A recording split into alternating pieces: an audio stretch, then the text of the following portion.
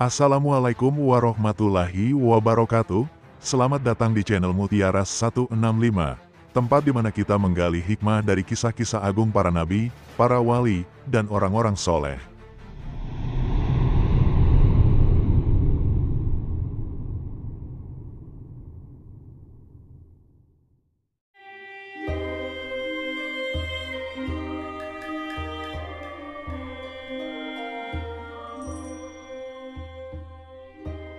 Allahu Akbar,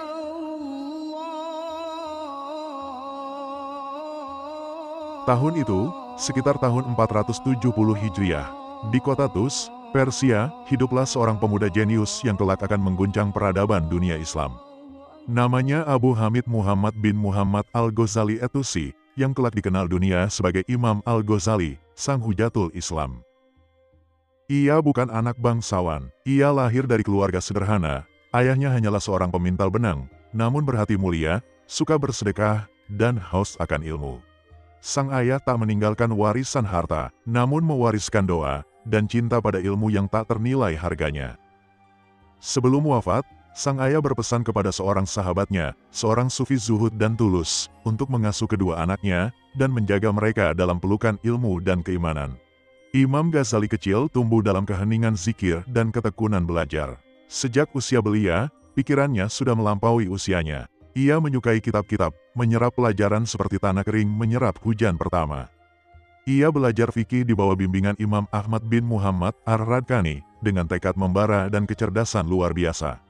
Namun ilmu di Tus tak lagi cukup, ia harus melangkah lebih jauh. Maka berangkatlah ia, menuju Nishapur, pusat intelektual Islam, tempat berkumpulnya para ulama, filsuf, dan pemikir besar.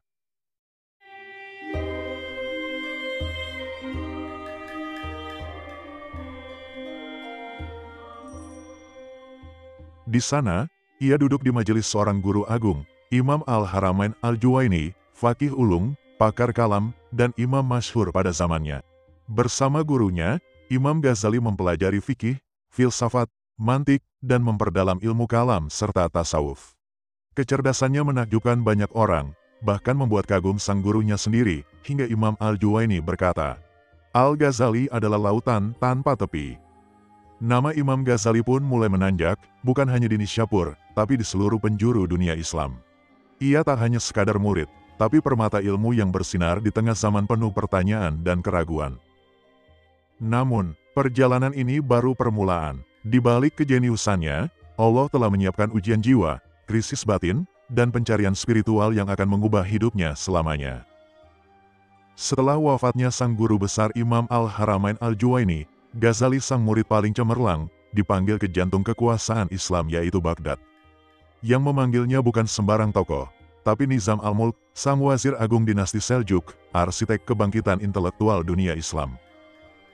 Dan di sanalah, di jantung kekuasaan, di tengah riuhnya mazhab dan mazhab, Ghazali diangkat sebagai kepala Madrasah Nizamiyah.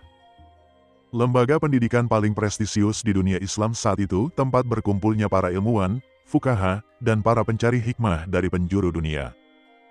Ia mengajar filsafat Aristotelian dan Neoplatonisme, membedah ilmu kalam para mutakalimun, menyusun rumus fikih, menjabarkan usul fiqh dengan kejernihan logika, dan menjabarkan tasawuf dengan penuh kedalaman.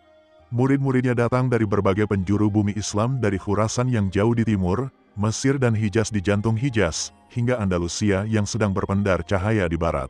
Namanya pun menjulang tinggi bagai bintang di langit Baghdad, namun, di balik semua kemegahan, di balik gelar-gelar agung dan sanjungan para penguasa, tersimpan kehampaan yang sunyi dalam hatinya. Ia, sang ulama agung, mulai merasakan kegelisahan yang tak bisa dijelaskan oleh akal, dan tak dapat ditenangkan oleh logika. Ilmu yang ia ajarkan, yang memenuhi ribuan lembar dan mengisi aula besar madrasah, terasa kering. Seakan hanya menyentuh pikiran, namun tak menggerakkan hati. Ia mulai bertanya dalam hatinya, apakah ini makna sejati ilmu, ataukah aku hanya sedang menyusun kata-kata, tanpa cahaya dari Allah dalam jiwaku? Dan ia sadar, bahwa ilmu tanpa hati, adalah seperti bayangan tanpa cahaya, kosong, tanpa arah, dan jauh dari ridho ilahi. Inilah awal dari titik balik, perjalanan spiritual yang akan mengubah seluruh hidup Imam Ghazali dan mengubah arah pemikiran Islam untuk selamanya.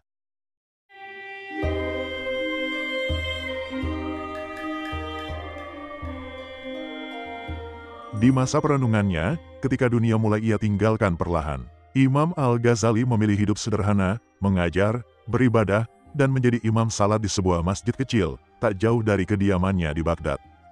Namun, di antara wajah-wajah para jamaah, ada satu yang tak pernah terlihat di saf di belakangnya, Ahmad Al-Ghazali, saudaranya sendiri.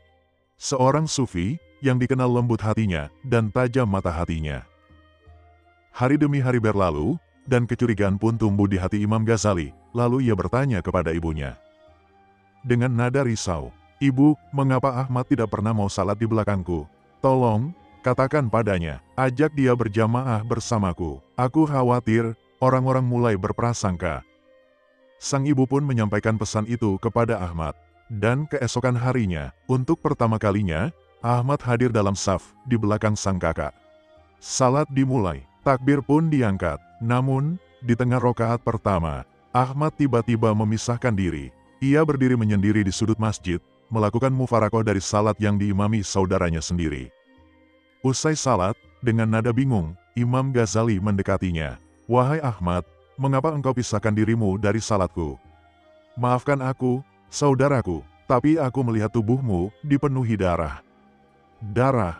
Ghazali terdiam. Apa yang dimaksud Ahmad? Ia menunduk, merenung, dan seketika itu juga, hatinya tergetar. Seketika ia teringat, di tengah salat itu, batinnya tidak tenang. Pikirannya berkelana, ia sedang merenungi permasalahan fikih pelik. Tentang darah haid wanita mutahayyirah, seorang wanita yang haidnya tak tentu yang hukum suci atau najisnya masih diperdebatkan. Itulah yang ada di pikirannya saat takbir. Itulah yang menyibukkan jiwanya saat sujud, dan itulah yang dilihat oleh Ahmad. "Bagaimana kau bisa tahu semua itu? Dari mana ilmu ini kau peroleh?" "Aku belajar dari seseorang yang tak akan kau sangka. Seorang tukang sol sepatu di pasar tua Baghdad.